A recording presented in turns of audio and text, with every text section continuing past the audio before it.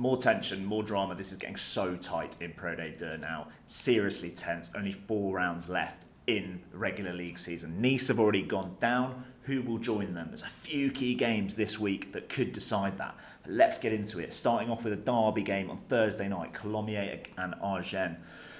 Colomiers playing some great attacking rugby at the moment. The backline's looking fluid. Agen are going all right, but we're both going for Colomiers. Nevers against Biarritz. Nevers with a really good win at home last week against Oyonnax. Now pretty comfortable in their league position, probably clear of relegation. Biarritz definitely not clear of that. They lost away at Nice last week as well. We're both going for Nevers. It's a long old way, and Biarritz away form is really not that great. Béziers against Montauban. Well, this is a really key game for both teams at opposite ends of the table. Béziers need a win to stay in the barrage. Montauban are in that relegation dogfight. Rich is going for Béziers, home advantage, and Montauban are struggling. I'm going for Montauban. They're unpredictable. They got a confidence-boosting win last week. Béziers have been a bit up and down. I'm not fancying them at the moment. Grenoble v Nice, well, the two teams at opposite ends of the table. Nice confirmed relegated last week despite their win. Grenoble, though, are in a bit of a rut. They've only got 1 win in their last 4 games, but this feels like the game that they are going to turn that blip around. Their home record is absolutely frightening. Oyonnax v Valence is huge, absolutely huge. It's also a bit of a derby game. They're not far away from each other. Oyonnax need to start winning some games in the way that Valence have started to win some games, and they've put a great run of form to pull themselves relatively clear, but they're not out of the woods yet. Rich is going for Oyonnax. Thinks they're a different side at home.